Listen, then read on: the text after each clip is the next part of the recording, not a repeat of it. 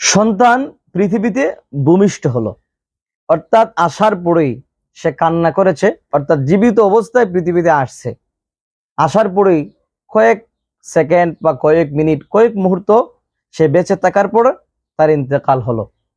তো আমরা অনেকেই মনে করি যে তার এমনি দাফন না, তার অবশ্যই ভালো একটা নাম রাখতে হবে এবং তার জানাজা দিতে হবে, কাফন দাফন করতে হবে, তারপরে তার লাশ দাফন করতে হবে। এই বাচ্চার জন্য অবশ্যই ভালো একটা নাম রাখা লাগবে, তার জন্য অবশ্যই জানাজা লাগবে। পাশাপাশি ওই ছোট্ট বাচ্চার জন্য অবশ্যই অবশ্যই আকিকা করতে হবে।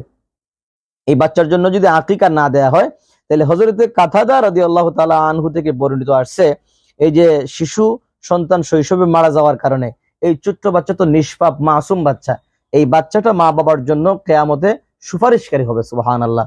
বাচ্চার জন্য এই মা বাবার জন্য বাচ্চাটা সুপারিশকারী হয়ে যাবে। কিন্তু যদি এই বাচ্চার যদি মা বাবা যদি এই বাচ্চার যদি আকিকা না করা হয়, এই বাচ্চার জন্য যদি আকিকা না করা হয়, তাহলে এই মা বাবা এই বাচ্চার সুপারিশ থেকে বঞ্চিত হবে, অর্থাৎ মা বাবার জন্য এই বাচ্চার সুপারিশ করবে না। তাইলে বোঝা যাচ্ছে সুপারিশ করা না করার ক্ষেত্রে অবশ্যই অবশ্যই বাচ্চার আকিকা এটার মধ্যে নিহিত আছে, অর্থাৎ বাচ্চা আকিকার বন্ধনে আবদ্ধ।